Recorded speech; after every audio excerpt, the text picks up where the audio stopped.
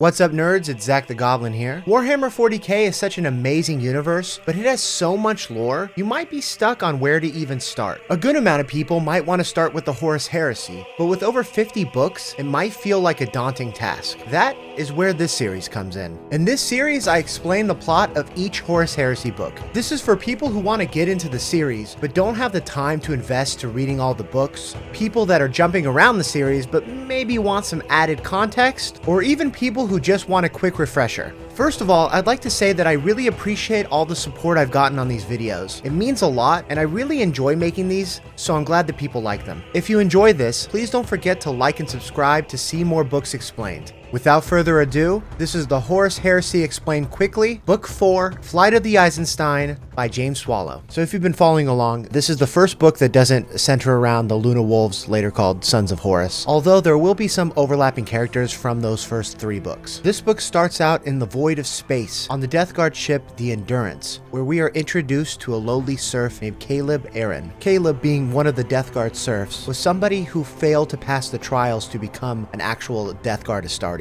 And it's actually noted that many of the Death Guard view Caleb with disdain, for a couple reasons. One, obviously because he failed the trials, so he's seen as weak or a failure. So a lot of them just kind of think that he should have just died. Another reason being that most of the Death Guard don't believe that serfs should even still exist. It's a tradition that's fading with time. It's only really been kept alive by the main character of this book, Death Guard Battle Captain Nathaniel Garro, keeping Caleb as his housecarl. Caleb is tasked with things like making sure that his armor's polished and in good shape. Same thing with his weapons, things like that. He just kind of takes care of things outside of battle so Nathaniel could focus on, being a battle captain. And through their conversation, you kind of see that Nathaniel's somebody that really embraces tradition and he places importance on it. And he's actually quite nice to his housecarl, complimenting him on his good work with his sword. Again, him being nice to him is pretty rare amongst the Death Guard because half of them don't even think this guy should be alive.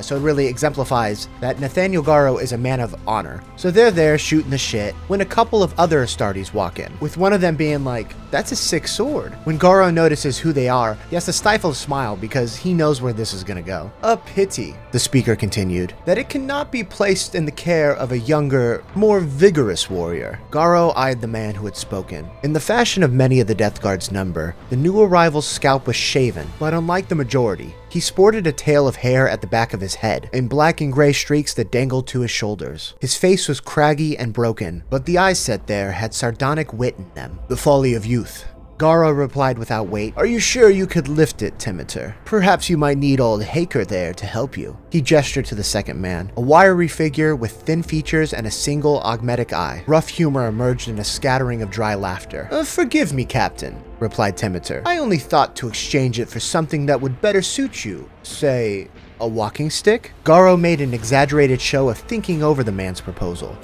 Perhaps you're right. But how could I hand my sword to someone whose breath still smells of his mother's milk?" And then they both start laughing, right? Timitor, you old dog. You're only a couple years younger than me, you old son of a bitch. And then Timitor's like, "Yeah, but hey, a couple years makes a lot of difference." So then they go to this gathering, and as they go in, they notice that the first and second company captains, Typhon and Grulgor, respectively, are already there, with Timitor turning to Garro and being like, "Grulgor is never gonna like you, is he?" And Garro being like, "Nah, I don't think so. He's kind of a dick." And almost as if on cue, Typhon and Grulgor. So I have a really hard time saying that name. Like, I have to really slow it down, and it feels weird in the sentence. It doesn't really flow. So henceforth, I'm only going to refer to him as Big G. So Typhon and Big G come up, and immediately Big G's kind of an asshole. When Timitor calls him captain, he's like, actually, I'm a commander, and you should respect me because traditions and shit." And, they're kind of talking a little bit, and he's like, "Oh shit, my bad." And Garro's even like, "You know what? Yeah, traditions are important." That is in his character. He's like, "Yeah, I think that we should uphold them as much as possible." And Typhon's like, "Well, within reason." And then Big G's like, "Yeah, you're right. Within reason. We don't want to be bogged down by them," which shows a big hypocrisy. And Timitor immediately calls it out as being like, "Okay, so you're some big fat hypocrite, huh?" And then they're interrupted as a figure in gold catches their eye. Out of the shadows emerges Amandera Kendall. Kendall is a member of the Sisters of Silence. The Sisters of Silence are blanks. Blanks are people who are born with the pariah gene, which basically makes them anti-psychers, with their mere presence disrupting psychers and psychic phenomena. They all have pledged a vow of silence, and they are an all-female order, hence the Sisters of Silence. And her presence presence here is making everybody a little uncomfortable, because it's not as if she was silent. She was like silence herself. Like, her aura was quiet. And if that wasn't enough, Garro noticed that the Death Shroud was there. The Death Shroud being the Primarch Mortarion's personal honor guard. Nameless guardians that were never allowed to venture more than 49 paces from their lord's side. And they're in awe for a second, and then all of a sudden Big G's like, wait, if they're here, where's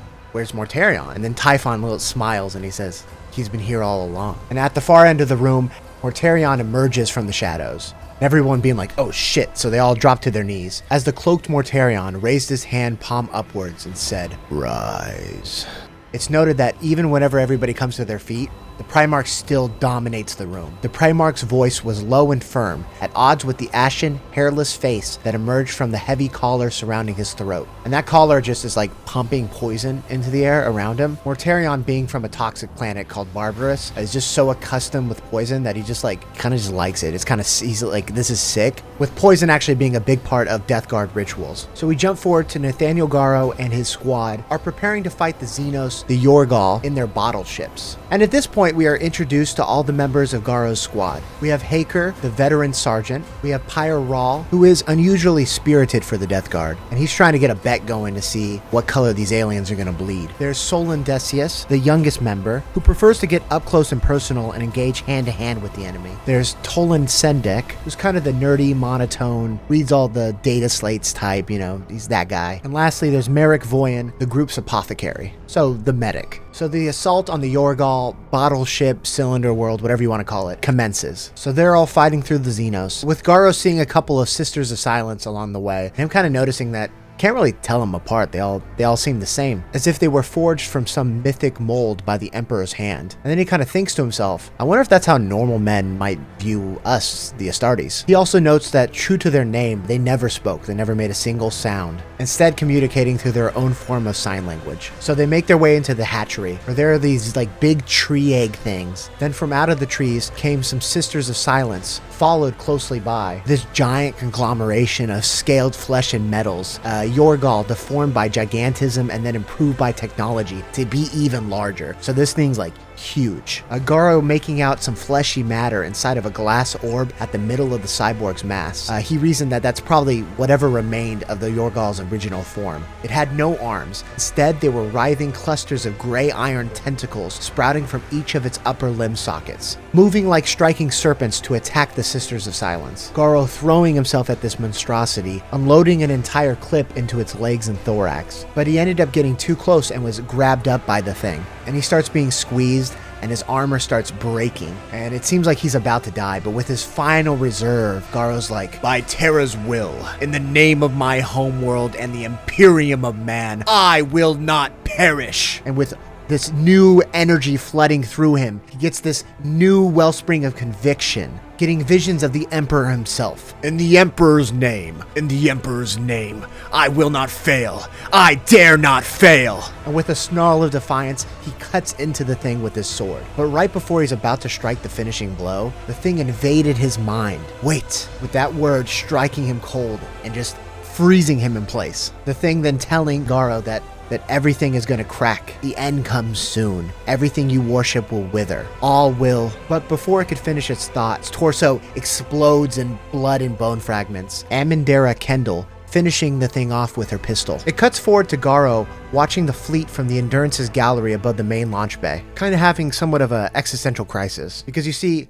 Mortarion, much to the Mechanicum's dismay, ordered everything to be destroyed. He's like, let's just destroy everything. That was my order. I'm going to destroy everything. But the Sisters of Silence had a sole tangible remnant of the assault that would remain after all the works of the Yorgal were erased from the sector of space. I believe being the body of the weird psyker alien thing. So he has two sides where his Primarch's like, destroy everything, and the Sister of Silence, presumably under the orders of the Emperor, are keeping something. And he's like, well, it wouldn't really be defiance on their part to go against Mortarion's wishes if it was the Emperor's will to do so. right? Like, it's not disobedience. But then it kind of like snowballs. He's like, well, why would his Primarch and the Emperor, why would the commands not be in harmony? Why do they have different, like, isn't Mortarion a vessel for his father's will? Like, why wouldn't they be agreeing on this, right? Why would their orders be contradictory? Which is kind of planting the seed for later. His contemplation is then interrupted by Amandera Kendall along with a younger woman. This other woman speaking to him on Kendall's behalf. Garro being like, wait a minute, I thought you guys didn't talk. This is like your entire thing, right? And the younger woman's like, nah, it's cool. I'm just a novice. I'm not actually a sister yet, so I haven't taken the Oath of Tranquility. So it's all good. I'm allowed to talk. I help when communication is needed with outsiders. Garro being like, okay, yeah, cool, like, yeah, sick. What do you guys need with me? With Kendall asking through her translator, this alien didn't like speak to you or anything, did it? It didn't say anything like weird, right? And he's like, shit, yeah, you're right, it did. It said all I worship would die, but like, I'm an Astartes. I don't worship anything.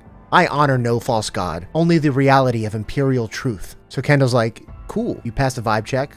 Well done. Around the same time, the Housecarl Caleb is guiding a cart across the length of the armory chamber, taking his master Garro's bolter to the arming servitors to fix the weapon as it was damaged in the last battle. Lost in his thoughts, he accidentally stumbles upon a private moment between Big G and another Astartes, Mokir. And Big G notices him and is immediately just being mean to the little guy. Do you know what that is, brother Mokir? The other Astartes examined Caleb coldly. It's not a servitor, Commander. Not enough steel and pistons for that.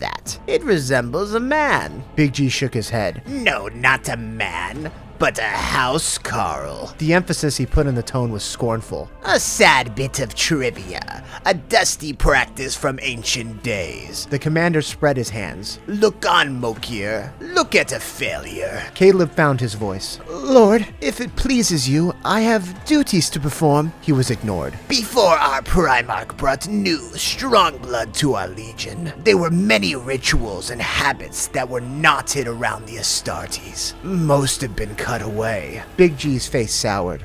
Some remain, thanks to the dogged adherence of men who should know better. Mokir nodded. Captain Garro. Yes, Garro. And it goes on like that with them talking shit about Garro. Eventually with Mokir being like, well, how is this guy a failure anyways? And Big G, more than happy to oblige, saying that he was once an aspirant to the Legion, but fell short due to his own weakness. Caleb telling them that he failed out on the Thorn Garden, and Big G being like, ah, yes, the Thorn Garden. Many people bled out in that ordeal, but I see you didn't even have the strength to do that. Finally, Apothecary Voyen came to Caleb's aid, and when it was just those two, Caleb's talking about like, you know, I do see things, I do hear things. I actually just saw Big G give a medallion to Brother Mokir, with Voyen assuring him that it's nothing you should worry about. You don't need to tell the battle captain. He'll just be distracted by this. Trust me when I tell you this. And with Caleb being like, well, how can you know that? And Voyen saying, I can't say. This, of course, being the famous line of anybody who is part of one of the warrior lodges says because they can't speak of lodge activities to outside people, as shown in the first 3 books. So it's obvious that the warrior lodges don't just exist in the Sons of Horus, but also the Death Guard. And as a quick summary, if this is your first video, the warrior lodges are just like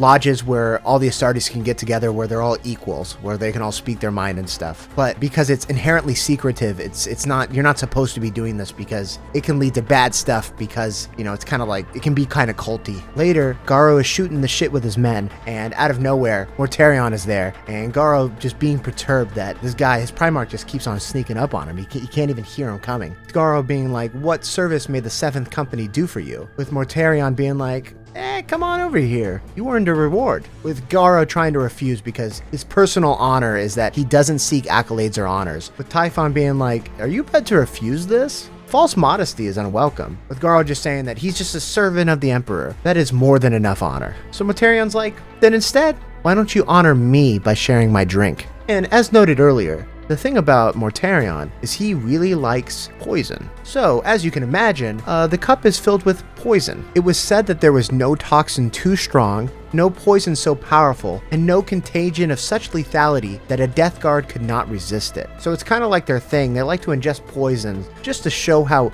resilient they are. So one of the highest honors of the Legion is to share a cup of special poison with their Primarch Mortarion. So after they drink, Mortarion takes Garro away and is talking to him, hyping him up, being like, hey, you're pretty sick. I need my people to be of one mind. And Mortarion starts talking about the battle lodges and how he thinks that they're a good idea because they build camaraderie, whereas Nathaniel isn't really into it because they're too secretive. So while he doesn't begrudge anybody else, he doesn't think that they're for him. So they're talking, and Mortarion's like, actually, I do have some orders for you. After this, we're going to make space for the Ishvan system to rendezvous with the War Master's command ship, the Vengeful Spirit. Horus is going to be holding a war council with the representatives of the World Eaters and the Emperor's children, and I have need of an equerry to join me. Since First Captain Typhon will be engaged with other duties, I've chosen you to accompany my party. And Garro is just over the moon. He is so happy. Not only is he going to be able to stand in his Primarch Mortarion's presence, but also be close to an assembly of some of the other Emperor's sons, led by the War Master himself. Oh man, this is going to be glorious. Big G, Mokir, and Typhon see Garro talking to Mortarion, with Big G being like, I fucking hate that guy. With Typhon saying like, hey, you might get your chance to do something about that if Garro decides not to fall in line. So Mortarion and Garro get to the Vengeful Spirit for the council, and Garro's looking around and being like, wait, aren't these guys supposed to have like a bunch of remembrancers? Why aren't any of them here? Isn't this like their thing? Like, isn't this something that they should be here for? Like, this is such a big deal. Here we get a little bit of insight to the Death Guard and Mortarion's like view of everything. Mortarion had been careful to ensure that the ships of the Legion were always engaged elsewhere, somewhere beyond the reach of the Remembrancer delegations, so that they never had to deal with them. This being because Mortarion's character, like that of his Legion, was inward-looking, private, and guarded in the face of those he did not regard. He viewed Remembrancers as unwanted intruders. So they get into the chamber, and the War Master, of course, is there, and it is noted that he is still a perfect sculpture of what the Astartes ideal is. Handsome and potent, radiating chained power. And Garro's a little wowed, and he looks over and he sees that fan favorite Garviel Loken is there by Horus's side, along with the rest of the Mournival. And Garro gives him a little, tight smile and a little nod to just be like, hey, it's okay, you don't gotta trip. But then Garro noticed that the body language between the four members of the Mournival is a little weird. He couldn't quite mark it, but there were lines of stress drawn here. Loken and Torgotten on one side, Aximan and Abaddon on the other. So he's like, oh shit, I wonder what's going on there. Fulgrim wasn't there, and in his place was Lord Commander Eidolon, who, again, as you know from my other videos, we don't really like him. He's kind of a pompous prick, especially at this point in the story. And the other presence in the room was almost as imposing as Horus, and that was the Primarch of the World Eaters, Angron. Where Mortarion was tall and wolf lean, the Primarch Angron was thick-set and heavy. Mortarion's pale aspect was at the far end of the spectrum, from Angron's clenched fist of a face, eyes deep set among an orchard of scars. Angron's mere presence leaked the coiled potential for feral violence into the chamber. As Mortarion embodied the dogged,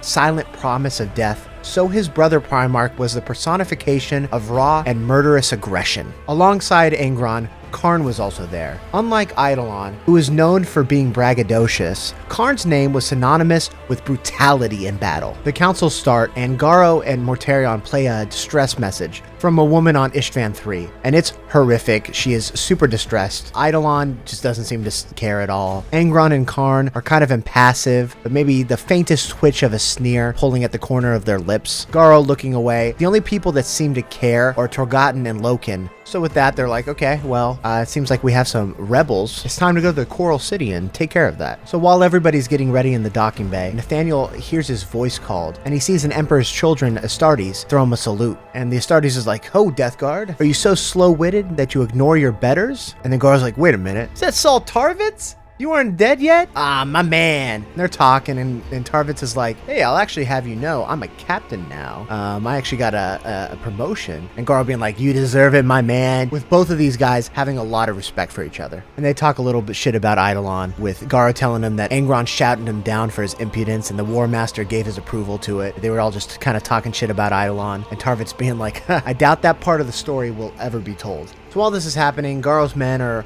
talking, getting ready for the upcoming battle. But during this, Apothecary Voyan lets loose that he knows the mission plan. And Haker's like, well, you seem very informed. Garro hasn't even returned yet. So how do you know all the details? And basically it coming to light that Voyen is part of one of the warrior lodges. And they all start grilling him and then being like, Garro wouldn't like this. With Voyen being like, yeah, he wouldn't, but I want to be part of this. This is my choice, not his. And Decius getting to his feet being like, we are all part of the Seven. Garro sets the example we should follow, without question. Them all telling him he needs to quit, and him being like, I won't. You all know me. We are battle brothers. I've healed every one of you, saved the lives of some even. I am Merrick Voyen, your friend and comrade in arms. And they have some back and forth, but then Garro's voice echoes across the chamber. Give me the room. Voyen being like, how much did you hear? Garro basically saying everything. And Garro's very disapproving of this, because as you know, he does not like these lodges. But Voyen saying that it was right for him. Am I to assume that you will have me posted to another company in light of this disclosure? Some part of Garro expected himself to explode with fury, but all he felt now was disappointment. I eschew the lodge, and then I learn a most trusted friend within my inner circle is a part of it? Such a thing might make me seem weak or short-sighted to others. No, insisted the Astartes. Lord, please no, I did not choose this in order to undermine you. It was only the right choice for Merrick Voyen. Garro was silent for a few moments. We have been brothers in warfare for decades, over thousands of battlefields. You are a fine warrior and a better healer. I would not have had you join my cadre otherwise. But this, you kept this from us all, and made our comradeship cheap. If you stay under my command, Merrick, you will not find it easy to earn back the trust that you lost today. He met the other man's gaze. Go or stay. Make the choice that is right for Merrick Voyen. If I wish to remain, will my departure from the lodge be a condition of that, Lord? The captain shook his head. I won't force you to disassociate yourself. You're still my battle brother, even if your decisions are sometimes not in line with mine. Garro stepped forward and offered Voyen his hand. But I will have a pledge from you. Promise me, here and now, that if the lodge ever compels you to turn from the face of the Emperor of Man, you will destroy that metal and reject them. The apothecary took Garro's hand. I swear it, Lord. On Terra itself, I swear it. I really like that little excerpt because I think it shows that Garro is a man of strong convictions and is super loyal to his men, even if he doesn't see eye to eye with them. Garro is a true leader. So it cuts to the Death Guard fighting the Ishtvanians and the Warsinger. Now, I already talked about this part in the last video, so I'm going to keep it to the highlights. So Garro and some of his men fight their way up to the Warsinger, and they are exposed to its unearthly song, noting that no human throat should be able to voice it. The Warsinger reaches out with their powers and implodes Pyre Rahl, with the Death Guard's crushed remnants bouncing away into the melee below. Garro, snarling in anger at the casual manner of his battle brother's death, charges upward. Him and Decius attacking the Warsinger. At the last second, Garro has a flash of understanding, seeing the nature of his foe, seeing the Warsinger's blow coming, and pushing Decius aside at the last second, with Garro being hit by the full force of the attack. Decius waking up to see Saul Tarvitz helping the injured Garro, with Garro pleading for him to just kill it. And Garro is in a bad state. Parts of his torso and arm has been crushed, and his right leg has been removed above the knee. Decius rushing to Voyen, being like, hey, Garro needs your help, you need to get here. And Voyen, after that conversation with Garro, is like, he's still my commander, I have to help him. He's not gonna die on my watch, goddammit. And while they're traveling to Garro, they hear the shriek of Eidolon shouting the Warsinger to death. They return to Garro and he is on death's door. And Decius is like, can you even help him? And Voyen's like, get him to an infirmary within the hour and he might live to fight another day. Garro is in a deep coma-like sleep, and in his dreamlike state, he feels a pressure from a place distant, beyond himself, getting a feeling of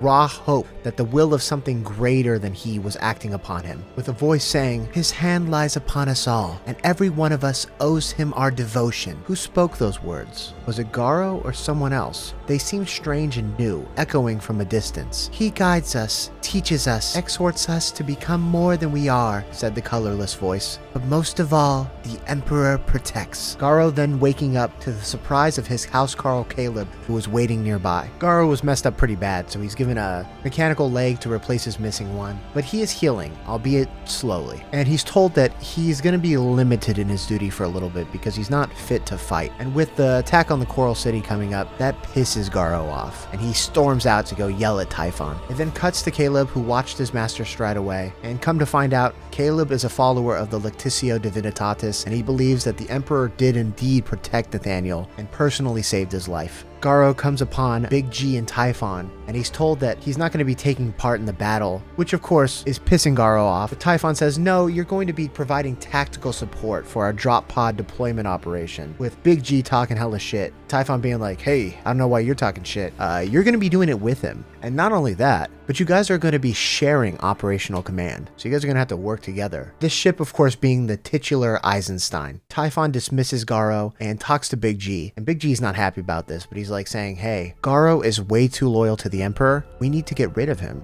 And what better place to get rid of him than on that ship? And what better person to do it than you? So while Timitor and other Death Guard drop down to Ishvan 3, Garro and his men board the Eisenstein. So Garro meets the crew and stuff and gets settled in. Then he notices that the orbital shift would put the Eisenstein directly over the Coral City, which doesn't really make sense with the type of support that they were supposed to be performing. And he's like, something's wrong, but I don't know what. The Housecarl Caleb is down being a sneaky little guy down on the bottom decks and stumbles across Big G and Mokir loading up some kind of weird bombs. He almost gets caught by Mokir, but is saved by Apothecary Voyan. Voyan recognizing them as virus bombs. And he's like, yo, you gotta get out of here and tell Garro right now. On the deck, Garro gets a call from Commander Eidolon saying that, hey, there's a fugitive Thunderhawk coming your way. Shoot it down, please. Garro getting a one-to-one link with the runaway Thunderhawk, being like, identify yourself. And an anxious reply comes back, Nathaniel? It's Saul. It's good to hear your voice, my brother. They're like, Saul Tarvitz? This guy's a man of honor. If he's turned traitor, the galaxy has gone insane. Perhaps it has. So this was, again, covered in the previous video from Saul Tarvitz's point of view. But basically, Saul Tarvitz is like, you gotta trust me. We're the ones being betrayed. I'm not the traitor here. We're battle brothers. You know, we're good. You know me. You gotta trust me. And Garro's like, okay, you're right. You are my guy. I do trust you. And he ends up shooting down the Thunderhawks that were following Saul Tarvitz. Then he tells him to contact Eidolon and tell him that everybody was destroyed. They destroyed the runaway ships, but the pursuing ships got caught up, so there's no survivors. Decius being a little upset that he went against orders, but Garro's like, Tarvitz brought us a warning. You heard what he said over the Vox. And Decius has some doubts, but Garro being like, if Tarvitz said it, there's no lie. It's true. And right as Garro's understanding is clicking into place and he realizes that the legions are getting rid of everybody that is loyal to the Emperor, the Housecarl Caleb comes up and says, you're gonna want to see this. Garro going down below decks and being like, hey, Big G, the fuck is this? So a big fight breaks out between Garro and his men and Big G and his men. During the fight, Big G has a kill shot aimed directly at Garro, and Caleb sees this and he's like, no, I will not permit him to die. The God Emperor has chosen him. And raises a little gun and spoke a prayer, Divine One, please guide my hand, and fires, hitting the gun in Big G's hand and messing up his aim. Big G, reacting with supernatural speed, turns and throws a battle knife, burying it into Caleb's chest. During all of this, one of the warhead spheres starts to leak. Caleb then uses the last of his strength to press down on an emergency release switch. Lord, you are of purpose. The God Emperor wills it. This causes the blast shields to come down, saving the lives of Garro's men and leaving Big G's men on the other side with the released virus, left to be devoured by the chemical reactions of rot. They then purge the compartment into the void. In the Coral City, Timitor is finding out that things are gonna be pretty bad soon, and hears about the imminent virus bombing, with Dreadnought Huron Fall coming in and being like, yo, who did this? And Timitor being like, we don't have time for this, we gotta get out of here, we gotta find cover or everybody's gonna die. So they make it to the bunker and the Dreadnought's like, Timitor, you gotta get in there. And Timitor's like, no, my men go first. The Dreadnought being, no, you idiot, you go in, I'll stay. I'm in this big, Dreadnought. It's okay, the virus bomb won't attack me. We're all good. Now go inside. But just then the virus bombs hit and Timitor realizes it's too late. Timitor saw the warriors running towards him, dying on their feet. Figures fell to the mud as their corpses turned to a red broth of fleshy slurry, viscous fluid seeping from the chinks in their power armor. So he's like, hey, don't worry about me. Close the door now. I'm not gonna make it in time. Close it. You gotta save who's in the bunker. All of us, it's too late for us outside. Then he looks over to the Dreadnought and notices that there's a small fracture in the armor. Not enough to slow him down, but more than enough for the virus to get inside. You lied. Veteran's prerogative, came the reply. We'll go together then, shall we? Huron-Fall asked, embracing Temeter's body to him, moving swiftly away from the bunker. It took every last effort for Temeter to nod. Blinded now, he could feel the tissues of his eyes burning and shriveling in his head, the soft meat of his lips and tongue dissolving. Huron-Fall's systems were on the verge of shutdown as he stumbled to a safe distance, skidding to a halt. This death, Rasped the voter. this death is ours. We choose it. We deny you your victory. With a single burning nerve impulse, the mind of the warrior at the heart of the dreadnought uncoupled the governor controls on his compact fusion generator and let it overload. For a moment, there was a tiny star on the battered plains outside the Coral City, marking 2 more lives lost within a maelstrom of murder. On the Eisenstein, Garro and his crew are watching the bombardment from orbit, and he's like, we gotta find a way to jump to hyperspace and get to Terra, because we gotta tell the Emperor what's going on here. So they're preparing to get out of there. The whole time, Solon Decius is kind of resenting Garro, because he's like, you made us traitors, even though obviously they're the only ones that are still loyal, but it's a lot to take in, so he's kind of crashing out a little bit, right? And then they get an alarm that another Thunderhawk is approaching them, and they're like, ah shit, here we go again. And some of them are like, okay, is it Saul Tarvitz? And they're like, no, this one's coming from the Vengeful Spirit. And everybody's like, ooh, that can't be good. So they hail the Thunderhawk and they're like, hey, so who's this? And the Thunderhawk answers, hey, it's Yakdon Cruz. I'm formerly of the Sons of Horus. And Garro's like, formally, you say? And Cruz is like, oh yeah,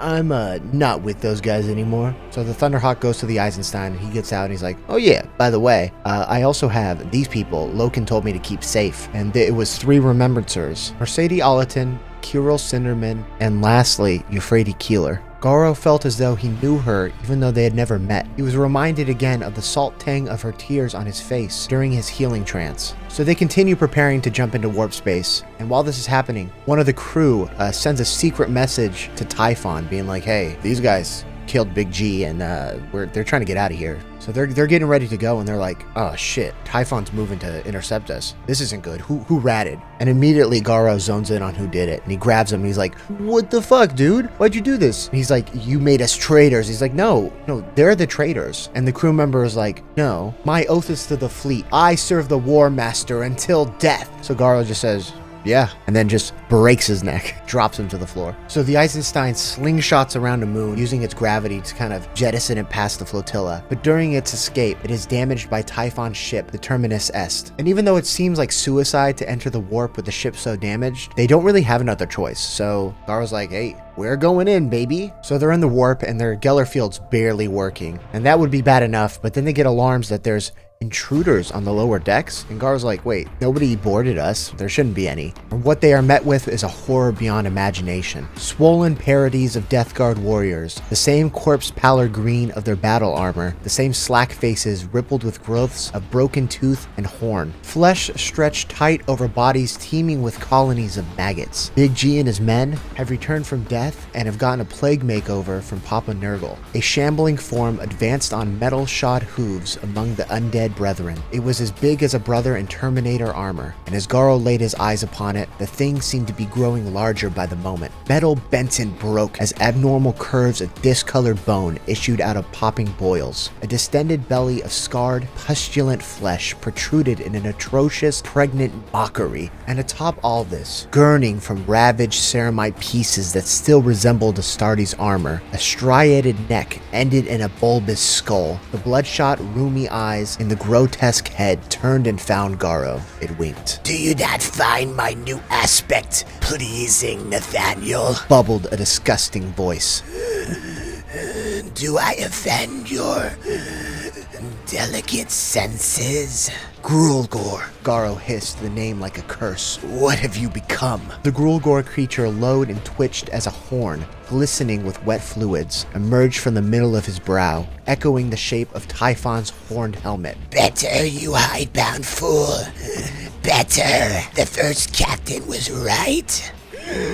The powers are soon to bloom. He shuddered again, and the flesh peeled away across his back to release tarnished tubes of budding bone. So the melee begins. During the battle, Decius is wounded by Big G, his skin distending and blistering where the plague knife had cut him. And no matter what he does, Garro just can't seem to kill Big G. And he's like, these guys are like, I mean, they're essentially zombies, so it's really hard. They're really hard to kill. But he gets this brilliant idea. He's like, hey, drop us out of the warp. Also, the Geller field was about to collapse anyways, so they didn't really have a choice. They had to drop out of warp regardless. So they violently crash out of the warp, and Garro's hunch was right, because as soon as they did, Big G and his men just start howling in agony before their souls were taken by the warp. But now they're kind of in a pickle. You see, they can't get back into the warp because of damage to the ship, but also the navigator died from the shock of exiting the warp so abruptly. So they're essentially just floating aimlessly in space. So they have a lot of time on their hands. Solon Decius' wound is not getting better, and Garro goes to a meeting of the Lectitio Divinitatis to see the living saint, Euphrates Keeler. So Garro and Keeler talk, with Keeler saying that both her and Garro are of purpose. They all are. Keeler saying that Garro is the Emperor's warrior. Things are getting worse. They've been floating around for a while, and even if they put non-essential staff into suspension, they only have supplies for maybe 7 months. So Garro has another plan. Jettison the drive block into space, raise shields, and fire, creating a warp flare that will act as a beacon for any ship within 100 parsecs. Voyan being like, that's a death sentence, we can't do that. What are you, crazy? And Garro just being like, trust me, brother, come on, we'll be okay. And at that moment, Voyan cracks. He draws his bolt pistol, bringing it to bear between Garro's eyes. And they have a standoff, and Garro being like, yo, you just trust me, it's gonna work out. And Voyan's like, how do you know? And he just looks at him, says, the Emperor protects. So it is done, and they continue to wait. During this time, Solon Decius is getting worse. The corrupted wound from the Nurgle blade is just rotting, and he is just in so much pain, and he just wants to embrace death. But Garro's like, no, your fight's not done, brother. I know your pain is great, but you cannot submit to it. We will never admit defeat. Only the Emperor can grant us that. With Solon being like, we've been forsaken. Big G was right. We're alone here. We are lost, Captain. As he leaves the Medicaid, Sendek's running towards him and being like, hey, yo, there's ships coming towards us. We don't know who they are, but they're definitely coming towards us. So they're boarded, and there's a standoff because neither knows who the other party is. And they're just like, stand down and identify yourself. Garro's like, no, you stand down and identify yourself. But then Garro stopped. A severe and uncompromising gaze surveyed the chamber from a grim face framed by a snow-white shock of hair. A face that seemed as hard and unyielding as the mammoth plates of golden-hued brass that made the man a walking statue. But no, not a man. A Primarch. Rogol Dorn and the Imperial Fists have come to the rescue. So Garro and friends are taken aboard the Phalanx, which is the Imperial Fists' massive fortress monastery, with Rogol Dorn explaining that they were only found because of Garro's risky warp flare. So then they get to business, because the whole point of escaping to the warp was so Garro could warn somebody about Horus's betrayal. So he kind of is talking to Dorn, and he's like, hey, look, about to tell you something. You're not gonna like it. And Rogol Dorn's like, oh yeah? What, do you think you know better than I what will distress me? I don't know how Mortarion runs things in the Death Guard, but I don't allow such presumption in the Imperial Fists. So Garro's like, damn, okay. And then tells him the complete story of what's going on Ishvan. So as he's telling the story, Sigismund interrupts him and is like, I gotta stop you right here. If this is true, then tell me how the War Master allowed the Death Guard and the Emperor's children alike to make these plays for power under his very nose. How could he not know what was going on? And Garro says, oh, well, he did know what's going on. So then he turns to Dorn and is like, hey, your brother's not ignorant of this duplicity. He's the one that came up with the plans. He's the leader of the traitors. But before he could finish his sentence, Dorn leaps forward and just cracks him across the face. And Dorn's just like, who the hell do you think you are? I should have you killed for even thinking about accusing my brother of such treachery. How dare you? Then Yakton Cruz steps in and is like, no, he's telling the truth. You gotta hear him out. And Dorn turns around and is like, and who the hell do you think you are? Rogol Dorn is crashing out at this point. But then Cruz is like, if you truly thought that Garro's words held no value, then you would have killed him where he stood. Even in your moment of anger, you pulled a blow that could have broken his neck because you want to hear everything, yeah? That is what you asked for, isn't it? The complete truth? And that got through to Dorn. He still looks like he's on the verge of crashing out at any second, but at least he's willing to listen now. So Yakton Cruz starts talking, and he name drops Garviel Loken, and Rogol Dorn asks about him, and Sigismund's like, oh no, yeah, I know him. He valid, don't worry. But even after explaining everything, Rogol Dorn just doesn't want to believe it. And he says, these lies you bring into my personal chambers, they sicken and disgust me. That you would dare to say such things about a hero of such matchless character as my brother Horus. It vexes me beyond my capacity for description. And Garro's just like, are you blind? Dorn's just like, what the fuck did you just say to me, dude? But he's like, damn, you gotta be blind or some shit. Because you must be. Yours is a blindness that only a brother might have. That of a keen judgment, clouded by admiration and respect. And Dorn's just like, okay, that was too far. Now I'm gonna fucking kill you. But at the last second, Euphrates Keeler comes in and is like, no, don't do it. She's like, I can definitely prove that he's telling the truth. And then she hands it over to Mercedes Olatin. She has mnemonic implant coils, so she's basically able to project her memories so that other people can see them. And she showed them what had transpired in the Vengeful Spirit's main audience chamber in the last book, which was when Horus showed all the remembrancers the travesty that was happening on Ishvan right before he killed them all. And Roger Dorn's like, ah, shit, it was true. And I almost killed the messenger that brought it to me. Yikes, that could have went bad, right, guys? Good thing I didn't. Garro later meets up with Keeler, and he starts talking about his dreams, and in his dreams, he's fighting some, like, disease monster. These later turn out to be prophetic dreams of the near future. And they keep talking, and eventually Garro comes to the conclusion that, shit, maybe the Emperor is divine. Maybe he is a god. And Keeler's like, that's what I've been saying. So they're making their way to Terra, and Voyan comes over to Garro and is like, hey, so I messed up, right? Twice, in fact. First, when I joined the Warriors Lodge, and then second, when I pulled a pistol on you. I deserve punishment. And he hands him a knife, and he says, my life is yours. So Garro just looks at him and says, I'm not gonna punish you. You didn't do any of these things out of malice. You were just afraid of the unknown. You're my battle brother, and your challenges are why I have you at my side. Never be afraid again, Merrick. Look to the Emperor as I have done. Know him, and you will never know fear. Come to find out, they're actually going to Luna, for a couple reasons. One, everybody just can't quite trust that Yaktan Cruz, Garro, and his gang aren't also traitors, because everybody else of their legions are, so why wouldn't they be? And also because the Sisters of Silence are there to isolate Euphrates Keeler because they believe she's a psyker. Also, there's the whole Emperor worship thing. Garro's like, well, we kind of risked our life to get here, but, you know, that kind of sucks, but okay. I guess, you know, not like I have a choice. So they're on the lunar base, and it's basically a prison, right? They take Keeler away, and they transfer Sol Indecius to a hospital there, hoping that, hey, maybe here's where we can cure him finally. But it's hard to treat someone who is fighting Nurgle corruption, and that's exactly what's happening to Sol Indecius at this moment. He is hearing these voices telling him, can you believe that your brothers are letting you suffer? Isn't that kind of shitty? Don't you, like, hate them? Do you want death? Or will you grasp at new life? And Decius, at his wit's end, gives in, and he's like, yes, damn them all. I will never be weak again. I choose life. Give me life. And the dark laughter returned. And so I will. And what remained was no longer Sol Indecius, but a demonic entity known as the Lord of the Flies, and he breaks out and goes on the hunt for something to kill. So he gets out and starts wrecking havoc, killing Tolan Sendek. Garro, sensing that something is wrong, meets up with Yaktan Cruz and Haker, and later Amandera Kendall, to fight the Lord of the Flies. So Garro comes against the Lord of the Flies, and he starts talking shit, being like, look, I'm healed.